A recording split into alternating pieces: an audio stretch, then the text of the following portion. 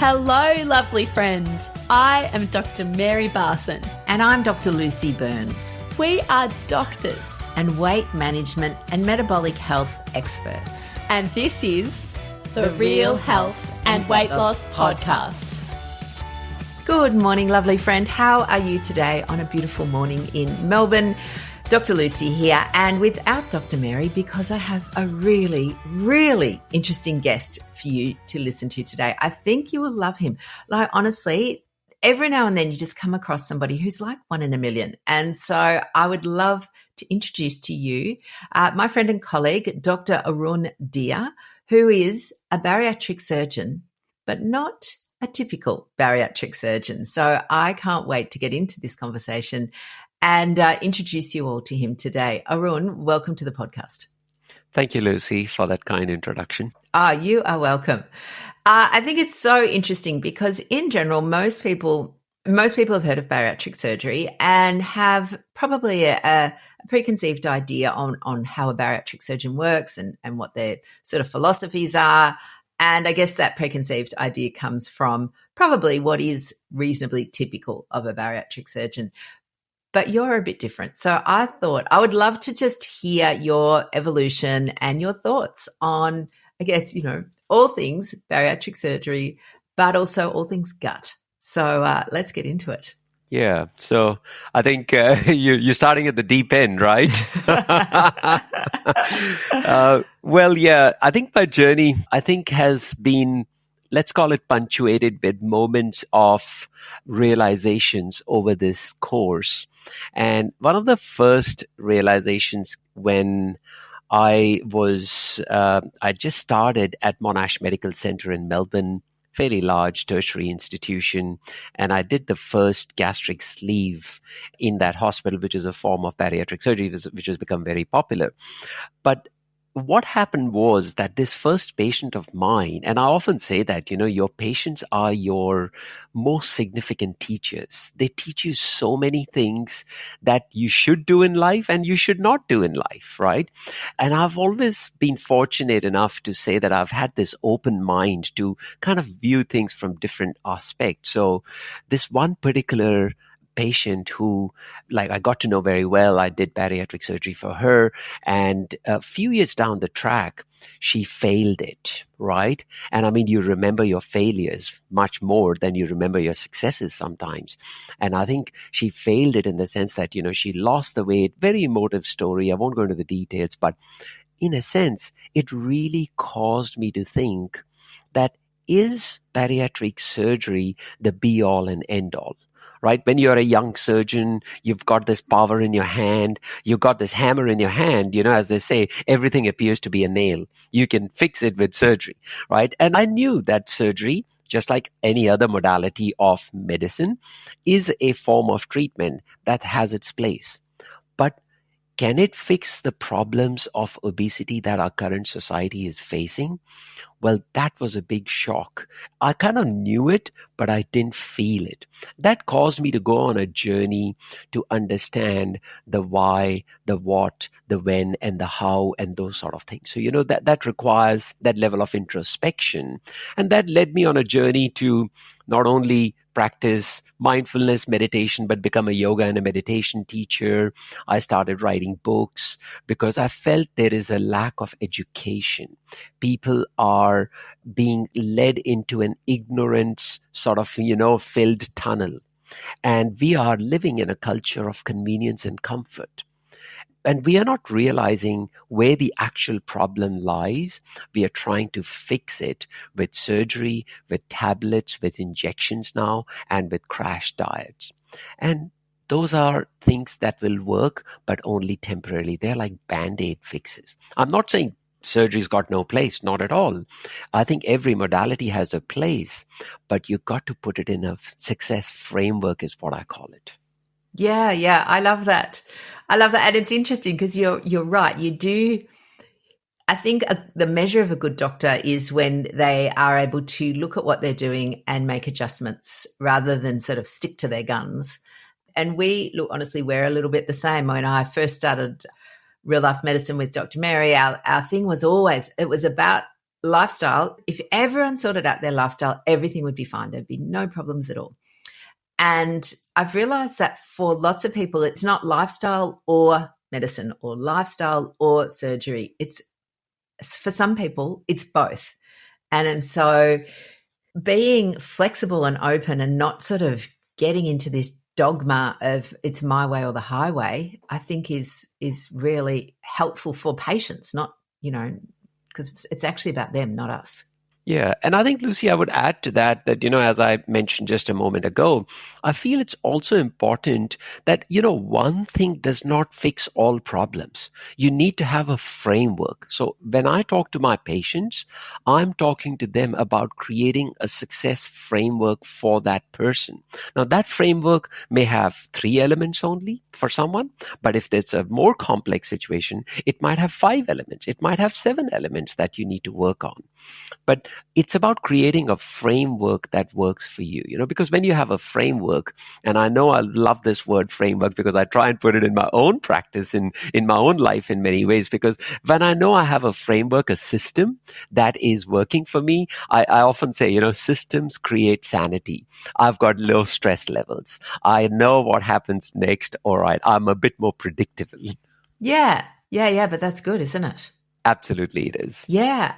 So if someone was to come to your practice, and they've got metabolic health issues, they've developed obesity, how do you step them through that? Yeah. So the process of, how they come to see me. Look, once they've made a decision to come and see me, that itself has been an act of courage for them, like to come to see a surgeon. You have to have gone through a lot of, I often refer to what you say, the tumble dry in the washing machine. You have to be thrown around a bit here and there, tried this, that, and the other before you say, well, surgery, is it really this option is the last option for me? So they've gone through a lot and they're very receptive. So I want to firstly listen to their journey. Because what happens is when you listen to a journey, what they've gone through, you start to pick up the underlying pain points. And what I've figured out is that, and I feel very privileged to be in a situation where I am then in a position to be able to see it from a different perspective. They are also very receptive to my advice, which puts a lot of responsibility on me not to just say that, oh yeah, surgery is the right answer for you. Here you go, sign on this consent form. Let's do the surgery quickly. Because I think what is important is they need to be ready for it. If you're not ready to use a tool, a certain tool, well, you will get temporary results. And then you will fail it. And you know what you'll say? You'll say, oh, you know what? I've always been a failure. It's never worked for me. And people who have been on this dieting roller coaster, we know the mindset. Because of repeated failures, your self-esteem, your confidence is low. Now, you really want somebody who understands you and who is genuinely interested in helping you in the long run to make those mindset and lifestyle shifts. So what I've come to understand is these people need support on 3 fronts. And it's really critical for us to understand this as responsible medical practitioners. And the 3 fronts are, number 1 is education. Patients come to you, Lucy, they come to me because they respect us for the knowledge that we have. And they trust us that we will give them the right advice, which is in their interest and not necessarily in our interest. So that's number 1. I see that as an implicit overarching principle. The second thing is to understand that people generally know what to do, but they rarely do what they know. This is human nature. Like we logically know, eat less, exercise more. Hey, you're going to lose weight. Why do you need surgery? And many parents come to me with their kids. When I say kids, I mean, these are not necessarily adolescent kids. They are like kids in their mid-20s, mid-30s, but they come with their parents because the parents are saying, why does he need to have surgery? Can't they just exercise more? Well, we know that our emotions come in the way. And it's the emotions that drive us, whether this is past conditioning, past trauma, whatever you want to call it. And the third and the most important thing that I see that the bucket of challenges that patients face is their environment.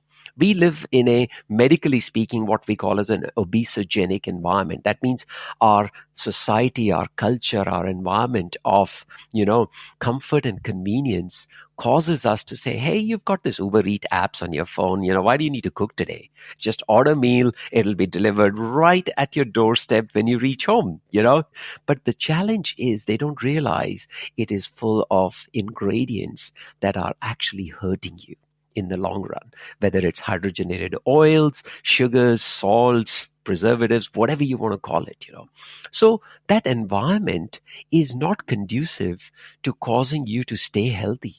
That environment is actually working against us, which means they need more education, which is empowering. So surgery is a tool. I often say that this tool is going to create a mindset shift in you, and it'll create temporary success. I tell them honestly, first 1 year is like a honeymoon phase. You're going to love it. All right. Everything is going to be just beautiful. But the real challenge is not weight loss. The real challenge is weight maintenance. And surgery can't help you with that, sadly. You have to create changes in your mindset and your lifestyle. Actually, our mindset precedes lifestyle, right? I know you'd agree with me on that, because if you are not thinking right, you are thinking stress and you are trying to sort of douse stress with cookies or chocolate. Well, that's a wrong thought process, right? And I tell my patients often, put your headphones on when you're stressed and go for a walk. Same trigger is happening, but it's a different outcome. And I think, Lucy, what I'm coming back to the same thing, when patients hear this from a surgeon, somehow it lands differently. And I'll tell you honestly, I think this is answering my first question a little bit as well. I used to hesitate 10 years ago. I used to hesitate so much in talking to my patients about stress management, about doing some mindful meditation, because I used to think they're going to judge me. They're going to say, hang on, he must not know how to operate. That's why he's talking about stress management and mindfulness and, doing all those sort of things. But then I realized, I heard a quote that your real truth comes out. You are living life on purpose when you are not seeking the favorable opinion of other people. Say that again. You live your life on purpose only when you stop seeking the favorable opinions of other people. And that hit me straight in my heart. You hear something, sometimes you read something, and it just pierces it just lands straight in your heart. Not logic. It's in your heart, right? And that has stayed with me since. And I've always felt, what? I need to speak the truth that I feel I would say to anyone. And that's what I tell my patients. I said, what? Surgery is here. Yes, I understand you're here to talk about surgery. We can definitely talk about it. But this is how I'm seeing things. I actually take their permission to be honest with them. And not one person has ever said, no, just tell me the lie. Don't be honest with me. Not one person has ever said that. I asked them, I hope you don't mind if I can be honest with you and share with you how I'm seeing things. So these are very profound moments, Lucy. And I think, I come back to this, that every day I come back and I say that, look, I'm so fortunate to be able to do what I'm doing because I can speak my own voice. And that's a privilege. Yeah. And it actually takes, as you said, a profound moment, but also courage to do that, because it does feel hard when people judge you for whatever reason. Oh, of course. Of course, the society puts you on this pedestal, and then suddenly, he's talking about this thing, people roll eyes. You hear from your colleagues, your own medical society is the first one to point fingers at you. So once again, I take solace in the statement or the quotation that I just said. You're only living life, a true life, when you are not seeking favorable opinions of others. And not that you're going out and lashing out at people and telling them that, this is so and all. No. It's not about force. It's about that inner power. And that inner power can only come when you listen to your own self. Yes.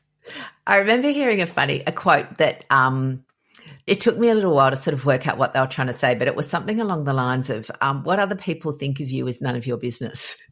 Yeah. What do you actually, and it's sort of saying what you're saying in a less eloquent manner.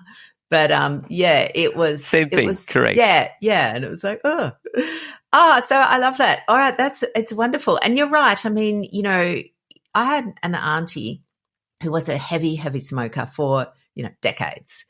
And her GP had spent many times, talking to her about smoking cessation. And anyway, at some stage, she had to go and have a medical procedure. I think it was a colonoscopy. And the anaesthetist at the time, who she had no prior relationship with, asked her about her smoking history and then sort of said something like, don't you want to see your grandchildren grow up? And for whatever reason, right at that moment, that was like the arrow to her heart. And from that day on, she stopped smoking. And it was like, it's so interesting that sometimes people need to hear the message, lots of times, but also from different people in order for it to finally hit home. That's so true, Lucy. And I think I'll just add to that, and I often have said this, that every smoker knows that they need to quit smoking. Smoking is not good for them. All right. Every alcoholic knows that alcohol is not good for them. All right. Every individual who's addicted to sugar or food or whatever category of foods you want to talk about knows that overeating is not good for them. But again, it comes back to the same thing that I just said, we are emotional beings, and I think for your auntie, as you just described, that one message about, and the emotion came, why? Because that doctor, that anesthetist said about the reason, don't you want to see your grandchildren? I mean, immediately the why, the reasons came first. So the why became more important, and the grandchildren were the reason why she gave it up. She didn't give it up just for herself. She gave it up for others. So same thing I tell my patients, tell me the why that you want to lose this weight and keep it off. Reasons come first. Simon Sinek wrote that book, start with the why.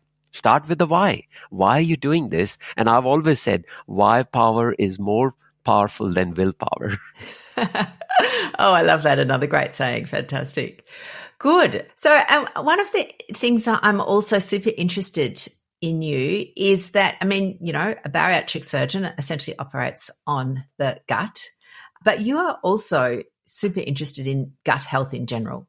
In fact, not just interested, but, now a gut health expert. So I'm really interested to know your thoughts on that and how you became interested in that and how that evolves and how that marries in with gut surgery. Yeah. So look, from a training point of view, I've been a gastrointestinal surgeon. That's the area of my expertise. But once again, reasons come first. Why did I become interested in this? So coming back to the same story of this one patient that I'm referring to earlier who failed bariatric surgery, it was about 2016. I still remember that time very vividly because I was coming up to my long service leave. So, when you do 10 years of service in the public system, they are kind enough to give you, all right, take 3 months off and do whatever you want to do. And a lot of my colleagues at that stage, Lucy, were getting into like, all right, we'll take long service leave and we will sort of invest it into doing more private practice. All right. So these were my options. My second option was people said, no, why should you take long service leave now? Leave it for when you're retiring. That's the time when you're young at the moment, you just keep working hard. And none of those two options were kind of exciting enough for me, who had seen retirement. I didn't know that, so I wanted to do something different. So I decided to devote my time and energy in doing a course with the Australian College of Environmental and Nutritional Medicine and doing their gut module. Now, I was super interested in understanding what is this thing called gut microbiome. Like as a doctor, I knew about it, but as medical practitioners, when you get busy into your day-to-day rigmarole of routine, seeing patients, operating, who's got the time? So I thought, you know what, this is an opportune time. So at that stage, they were running this is pre-COVID, of course. There was no concept of Zoom courses and all that. So I flew to Perth and did this course. There were some modules of assessments and examinations and all that. And the outcome of that was the first edition of my book, Happy Gut, Healthy Weight, because there were so many aha moments that I got during that course about how our gut health is so critical to maintaining our overall health and metabolism. Our patients, patients that are common to your practice and my practice who are struggling with weight issues, they've been told this story that, oh, you have a weak metabolism. That's how it's going to stay. But can you optimize your metabolism? Is there a method of doing it? Is there a strategy or a framework? Sorry, coming back to the same word. I love the word framework. Sorry. You'll hear the word from me a few times today, so forgive me for that. But the point I'm trying to make is that, that really had sparked my interest. And as a GI surgeon, I was just busy cutting, stitching, healing, and researching the gut and doing things on it and removing cancers and all that, but never once gave it a thought that, wow, this is such a powerful organ in the body. There is this gut-brain connection. Now, we talk about those gut feelings, and where do they originate? So all of these things really sparked my interest to a point where I dedicated a significant chunk of my sort of time and career into making the first edition. And actually recently, earlier last year, we launched the updated, revised edition of the book. And we are actually going to be launching the audiobook at the end of this month as well. So the point I'm trying to make is that Hippocrates, the father of medicine, said, all disease begins in the gut. If all disease begins in the gut, then why can't all health begin in the gut? And that was my sort of pressing question. And it's not just about giving supplements to your patients and probiotics and all of that. No, actually our forefathers, before the refrigerator came, they were using fermented foods.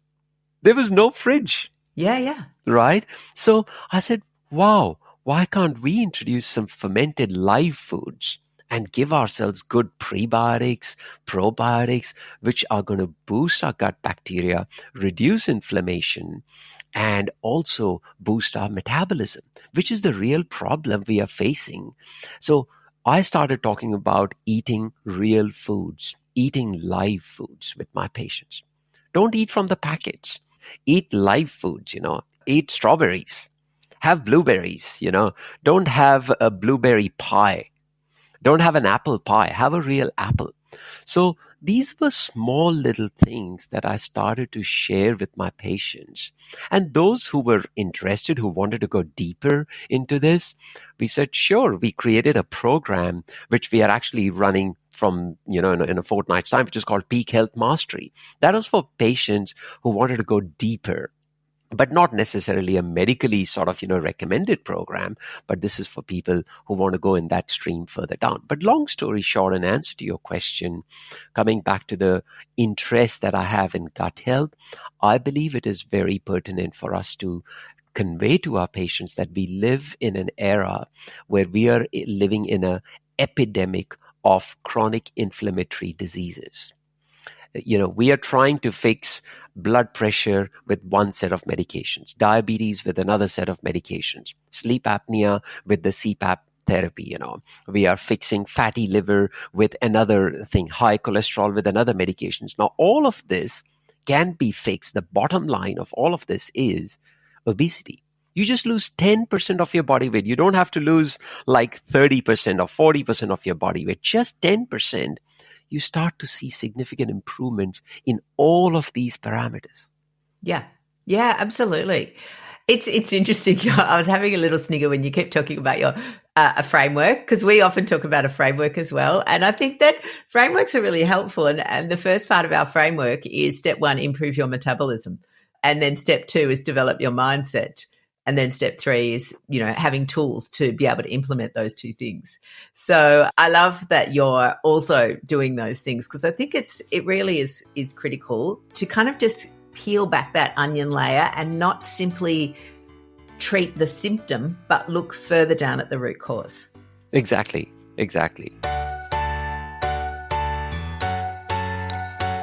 That's it for this week's fascinating episode with the wonderful Dr. Arun.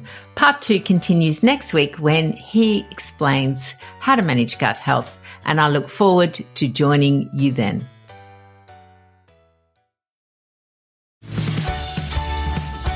The information shared on the Real Health and Weight Loss podcast, including show notes and links, provides general information only. It is not a substitute, nor is it intended to provide individualized medical advice, diagnosis, or treatment, nor can it be construed as such. Please consult your doctor for any medical concerns.